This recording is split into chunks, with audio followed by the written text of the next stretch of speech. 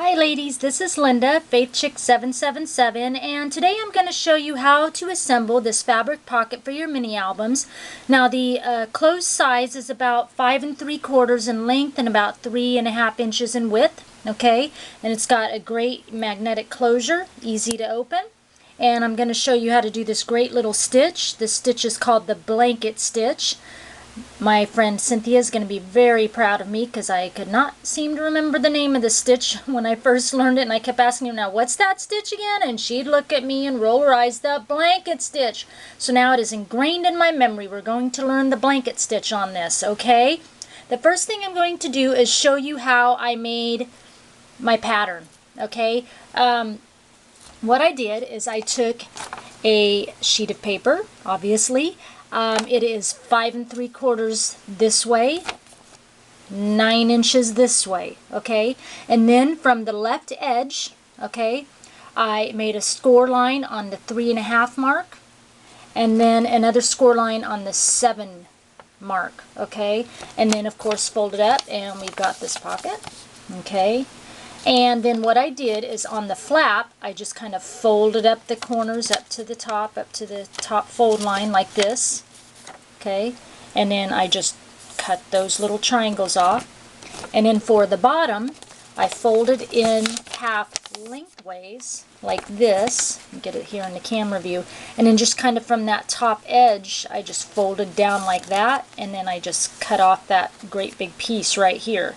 So then what I was left with was this, okay? This is the pattern I was left with. Now, the other obvious thing that you can do is grab an envelope.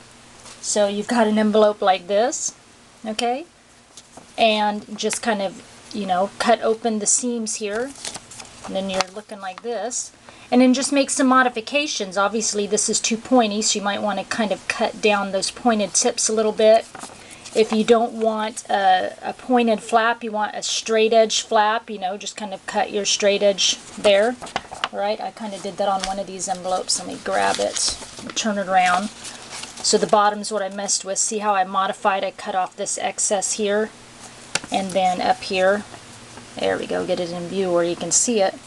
There, and see I just kind of cut off that little excess right here. That's the other easy way to do it. Okay? Now, the first thing you want to do when we go to make the envelope, what I did very first is I spritzed it with a glimmer mist. Now, what I did was use a homemade glimmer mist, okay? I watched Leilani's video. I think her YouTube name is Tammy. I hope I'm saying that right. Tewtami. And she showed just how to make a mist. And the reason I chose hers, because I know there are a lot of glimmer mists out there, is hers used the less materials, and I thought it turned out perfectly fine. She used just metallic paint, metallic acrylic paint, okay, because the metallics have the shimmer, and a spray bottle and some water. She had her version. I put a little bit more paint in mine because I like the colors to look a lot more rich. So actually what I've got left in this bottle is about 1/4 inch. I put about 1/4 inch of paint and about 3/4 of water. You just shake it up really well, and it comes out really nice, I think. Let's see if I can get up here. See, you can see that shimmer on there? I think it's wonderful. Now the color I used on this was champagne. It's the champagne metallic paint because it's just basically the same shade as the fabric I used here. Now this fabric looks like a muslin fabric, okay?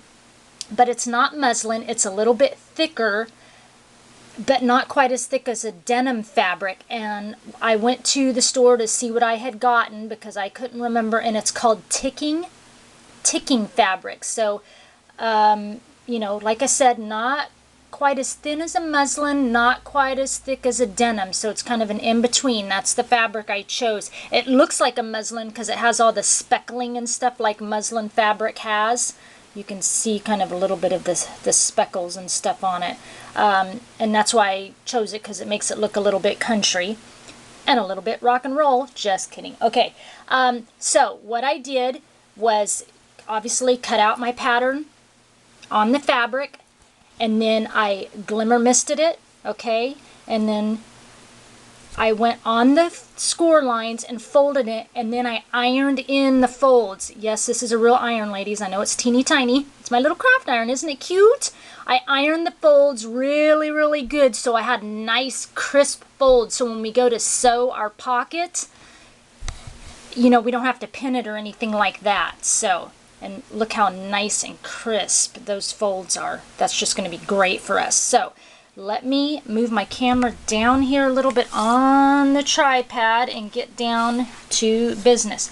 Now, first thing I did is after I ironed in my score lines, folded it really good, glimmer misted it, is I did my stamping first on the pocket because I was afraid to sew it and then stamp it because I thought, what if the you know, the ink bleeds through or something? I don't know. It doesn't seem to bleed through, but I'm just afraid to do that because then I'd have to start all over again.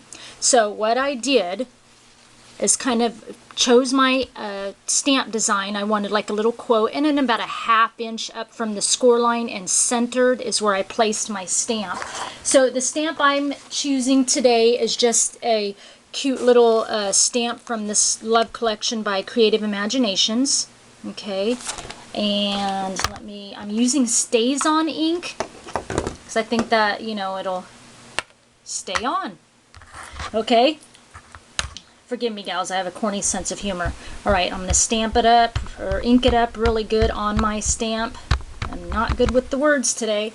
Okay, and I'm going to come down in here, kind of find my placement right about there, about a 1/2 inch from that fold line. Like I said, I'm pressing really good because I want a nice, crisp image on there. And pull it up there. That looks really good, I think. Nice crisp, but stamping on the fabric seems to just, it comes in pretty good, I think. Okay, now I want to show you how to start sewing. This is going to probably be a 2-parter series, ladies, because I can't seem to get everything in I want to show you in 15 minutes. I don't know if I'm gabbing too much or what, but I've done this video quite a few times. So, the thread we're going to use, it's just this thread that you get, you know, for like crocheting, you know, when you crochet these cute little flowers. I love to crochet little flowers. That's all this is. If you don't have this thread and you have embroidery floss, that works perfectly fine. What I did though on the embroidery floss is like 6 little pieces of floss, you know, all together. So I just took the floss threads and I divided it into a group of 3 for the thickness, and that's what I used on pockets I've done before, you know. So if you have embroidery floss, I did it with a group of 3 threads, or get this crochet thread and it'll work just fine. Now the length of it, all I did is I just measured. I went kind of arms out, stretched fingertip to fingertip, and that's how much thread I cut off, and it still isn't enough, believe it or not. So let me show you how we're going to start this, okay? First thing we're going to do is we obviously have to hide our knot. So we're going to start in on the edge here between 2 flaps of the fabric here. And we're just going to poke our needle in between, and that's where we're going to hide our little knot. Now this first stitch is kind of funny, okay, because it doesn't quite make that wonderful little blanket stitch right at first. It's a little bit slanted. But here's the basic stitch all the way around. You're going to, okay, once you've got your first thread through the envelope, now you're going to go back around to the back of the envelope. Let's get it in camera view here. And you're going to go through both thicknesses, obviously, and I spaced my stitches about a 1/4 inch apart. Not a big deal. 1/4 inch apart on all of them. Pull it through, okay. And then what you're going to do is you're going to kind of come back. You're going to end up with this little loop right here. Don't pull it all the way through. Once you get down to this little loop, come with your needle back around to the back of it and pull it up through the loop to the front, okay? That's what we've got. And then you're going to pull it really taut or tight or taut, whatever one you want, okay? Right, so let's do it again. We're going to go to the back of the envelope every time, always through the back to the front. Pull it all the way through both thicknesses. Okay, And then once you get like your little knot here, your little loop, bring your needle to the back of it, up through just like that, pull it all the way through, and then you're going to pull it really tight up against the edge. Okay, let's do it one more time. About a 1/4 inch apart, back of the envelope, up through, pulling it all the way through like this till you kind of get a little loop. Okay, take your needle back to the back of the loop, up through the front, okay, and then pull it all the way through. Okay, let's go one more time, back to the back, just for you beginners out there, up through the top of the pocket.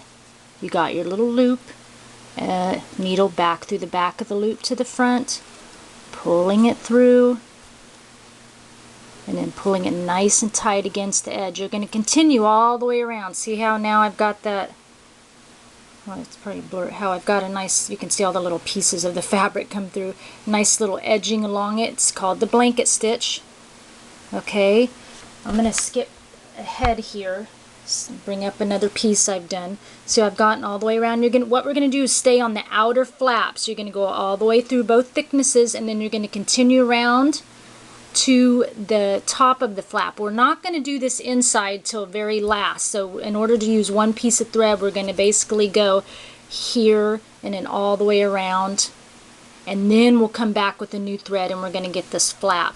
Now, quick thing I wanted to show you, we want to keep our shape, see, on the points of the tips. So make sure that when you get to the points, let me do a real quick one here, bringing, remember, my thread up through the back of the single thickness here, because we don't have, you know, we're on the flap, up through, let me pull this a little tighter, up through the loop, okay, making it tight. When you get to the little point, make sure that you put your thread right in that point area so that you'll maintain the shape of the flap, okay, and then back through, okay, and then you'll go around the corner and you'll do the same thing, obviously, that you've been doing with your stitches, just like this. There you go. And so see, then when you're done, see how it gave us this nice flap shape. So all the way around till we get over to the other side. Okay, now I'm going to show you how to hide your knot. Okay, let me grab my other piece right here. Going to get to the edge of your envelope, basically hiding your knot. You don't really hide it, so how about that? Okay, let me bring it back up. Let me sew this real quick through here. Bringing this up through.